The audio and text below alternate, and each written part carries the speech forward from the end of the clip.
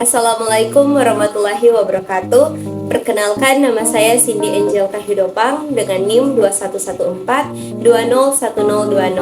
Saya dari kelas A1 semester 6 Fakultas Keperawatan Universitas Pembangunan Indonesia Manado.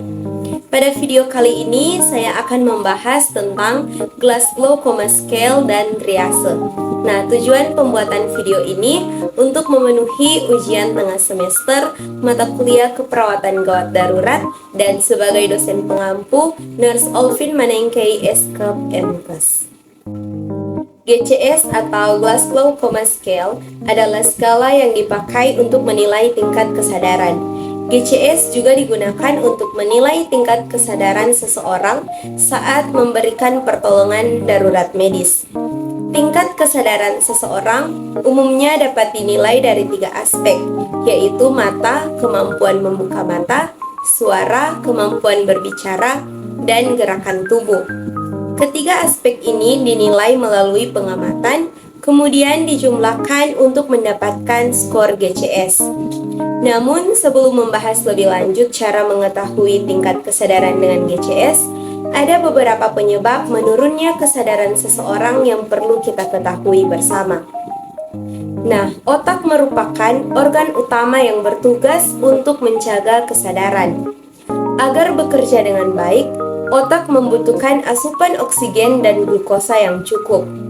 Konsumsi minuman beralkohol dan obat-obatan tertentu seperti obat penenang, obat penghilang rasa sakit, obat epilepsi atau obat stroke dapat menyebabkan menurunnya tingkat kesadaran dan memberikan efek mengantuk. Sementara itu, mengonsumsi minuman seperti kopi, coklat, teh, dan minuman berenergi yang mengandung kafein memiliki efek stimulan pada otak yang justru dapat membuat kita lebih terjaga. Selain itu, ada beberapa kondisi medis yang juga dapat menyebabkan penurunan kesadaran, yaitu yang pertama demensia, yang kedua hipoglikemia, ketiga cedera kepala berat, keempat shock, kelima penyakit jantung, keenam penyakit hati, ketujuh gagal ginjal, dan kedelapan stroke. Beberapa kondisi ini dapat merusak sel-sel otak sehingga mempengaruhi kesadaran seseorang. Nah, penurunan tingkat kesadaran terparah adalah ketika seseorang mengalami koma.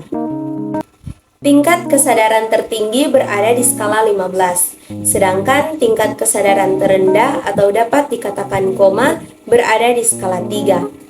Nah, untuk mengetahui skala tersebut, cara mengukur tingkat kesadaran dengan skala GCS adalah sebagai berikut. Yang pertama, mata. Komponen pertama GCS adalah kemampuan pasien untuk membuka mata sebagai respon terhadap rangsangan secara spontan. Poin pertama, mata tidak bereaksi dan tetap terpejam meski telah diberikan rangsangan seperti menyari mata dengan senter khusus. Yang kedua, mata terbuka setelah menerima rangsangan seperti sentuhan pada bagian tubuh maupun dicubit. Poin ketiga, mata terbuka hanya dengan mendengar suara atau dapat mengikuti perintah untuk membuka mata. Poin 4, mata terbuka secara spontan tanpa perintah atau sentuhan. Yang kedua adalah suara.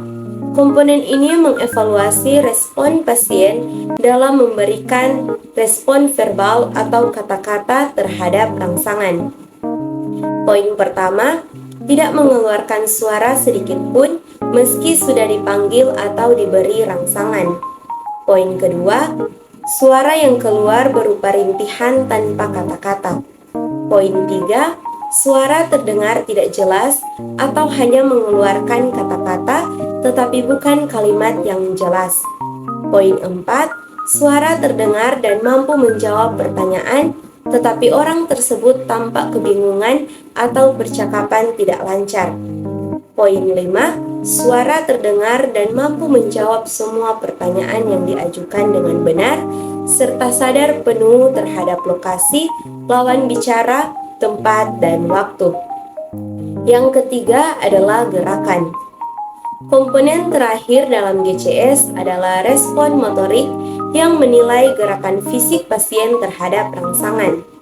Poin pertama, tidak mampu menggerakkan tubuhnya sama sekali walaupun sudah diperintahkan atau diberikan rangsangan nyeri. Poin kedua, hanya dapat mengepalkan jari tangan dan kaki atau meluruskan kaki dan tangan saat diberi rangsangan nyeri. Poin ketiga, hanya mampu menekuk lengan dan memutar bahu saat diberi rangsangan nyeri. Poin 4, mampu menggerakkan tubuh menjauhi sumber nyeri ketika dirangsang.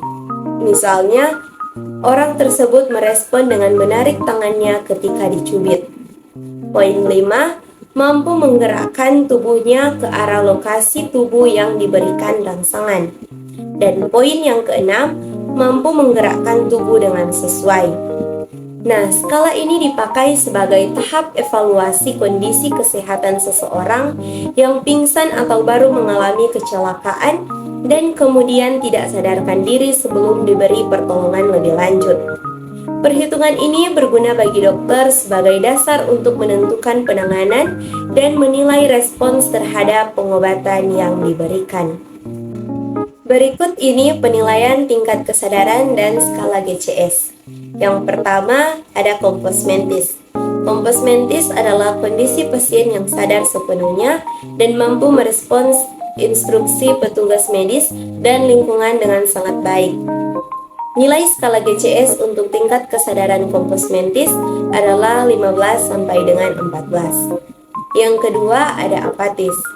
Apatis adalah keadaan kesadaran yang segan untuk berhubungan dengan sekitarnya.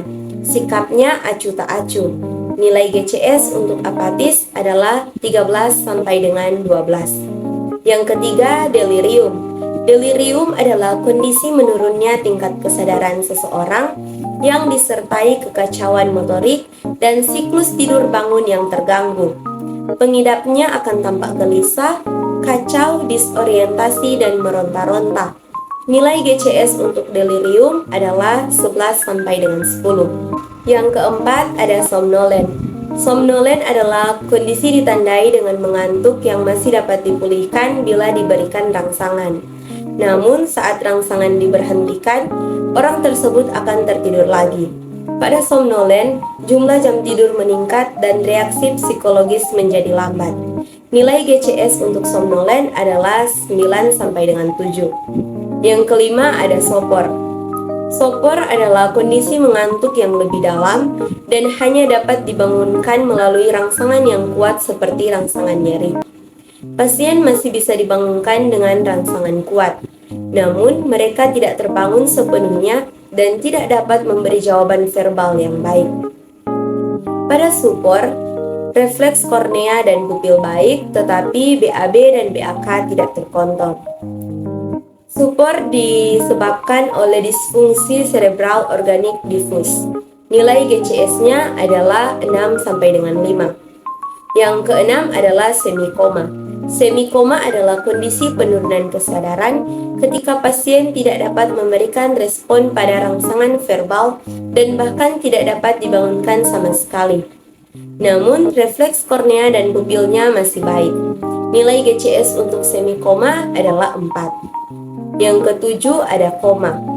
Koma adalah penurunan kesadaran yang terjadi sangat dalam. Pada tubuh pengidapnya tidak ada gerakan spontan dan tak ada respon terhadap nyeri yang dirasakan.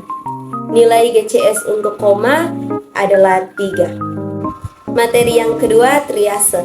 Triase adalah sistem untuk menentukan pasien yang diutamakan memperoleh penanganan medis terlebih dahulu di instalasi gawat darurat, berdasarkan tingkat keparahan kondisinya. Pasien yang mengalami cedera kepala, tidak sadarkan diri, dan dalam kondisi kritis yang mengancam nyawa, tentunya perlu diprioritaskan dari pasien lain dengan cedera ringan. Sistem triase gawat darurat pertama kali diterapkan untuk menangani korban perang di basis militer. Triase gawat darurat awalnya membagi pasien ke dalam 3 kategori lengkap, yaitu immediate, urgent, dan non-urgent. Hingga sekarang, sistem triase berguna untuk mengatasi kondisi yang menyebabkan IGD rumah sakit kebanjiran pasien. Contohnya adalah situasi bencana alam atau pandemi yang menyebabkan jumlah tenaga kesehatan tidak sebanding dengan jumlah pasien saat itu. Dalam kondisi pasien yang membludak, sistem triase IGD dapat membantu menyeleksi pasien yang memerlukan pertolongan pertama secara medis sesegera mungkin. Untuk mengetahui pasien yang lebih diprioritaskan, tenaga medis akan melakukan klasifikasi gawat darurat setiap pasien sesuai dengan kondisinya. Kategori pasien dalam triase IGD masuk IGD.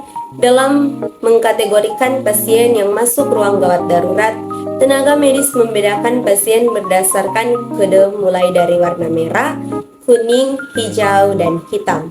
Yang pertama, warna merah.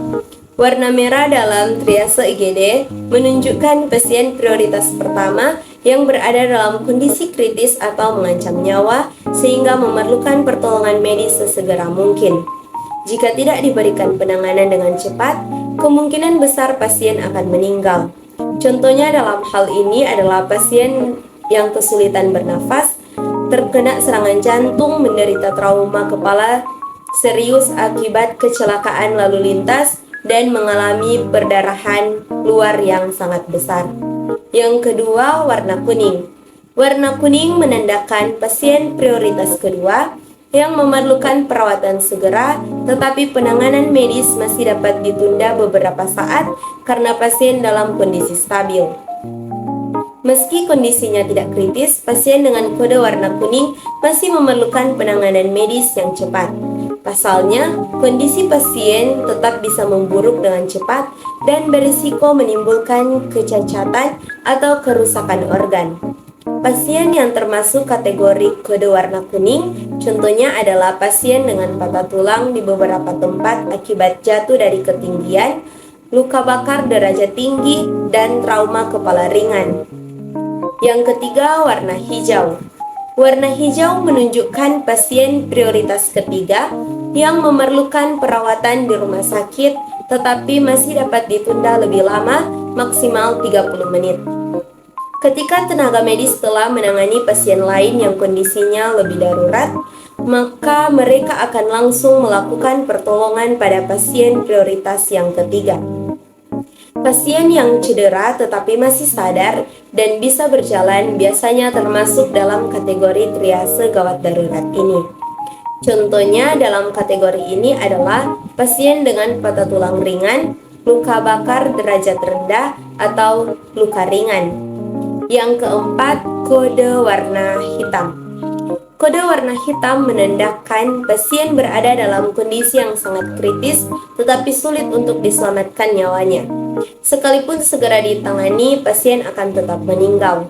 Kondisi ini biasanya akan terjadi pada pasien yang mengalami cedera parah yang bisa menyulitkan pernapasan atau kehilangan banyak darah akibat luka tembak. Demikian materi yang dapat saya sampaikan, semoga dapat bermanfaat untuk kita semua. Terima kasih, Tuhan Yesus memberkati.